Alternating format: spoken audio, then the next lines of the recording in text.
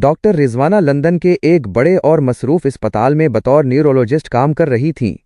وہ پاکستان سے پڑھائی مکمل کر کے برطانیہ آئی تھیں اور اپنی محنت، قابلیت اور جذبے سے سب کی نظروں میں ایک بہترین ڈاکٹر تھیں۔ لیکن ان کے دل میں ایک انجانا سا خوف پل رہا تھا۔ ہر روز وہ خود سے یہی سوال کرتیں، کیا میں واقعی اس مقام کی حقدار ہوں یا سب کچھ محض قسمت کا کھیل ہے؟ جب کبھی کوئی مریض ان کی تعریف کرتا وہ مسکرا دیتی، مگر اندر ہی اندر ایک آواز کہتی، تم نے کچھ خاص نہیں کیا، اصل میں تو تمہیں کچھ آتا ہی نہیں۔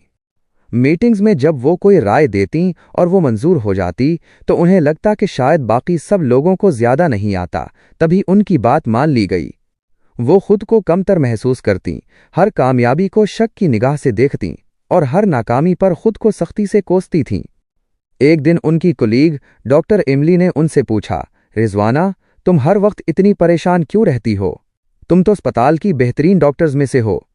رضوانہ نے دھیرے سے جواب دیا، پتہ نہیں، مجھے لگتا ہے کہ ایک دن سب کو پتہ چل جائے گا کہ میں کچھ نہیں جانتی، کہ میں صرف ایک دھوکہ ہوں۔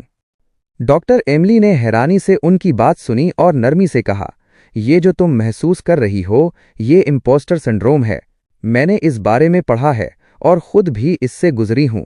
تمہاری صلاحیتوں پر شک کرنا اس کا ایک بڑا حصہ ہوتا ہے، خاص طور پر خواتین پروفیشنلز میں۔ یہ بات ڈاکٹر رضوانہ کے لیے ایک آنکھ کھولنے والا لمحہ تھا۔ وہ پہلی بار سمجھی کہ وہ اکیلی نہیں ہیں۔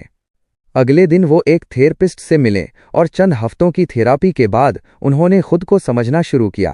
انہوں نے خود سے کہنا شروع کیا، میں یہاں اپنی محنت سے پہنچی ہوں، میری کامیابی اتفاق نہیں، میرا حق ہے۔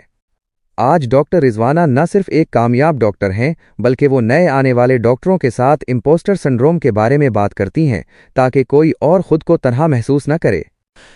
سبق: امپوسٹر سنڈروم ایک حقیقی کیفیت ہے مگر اس کا علاج ممکن ہے۔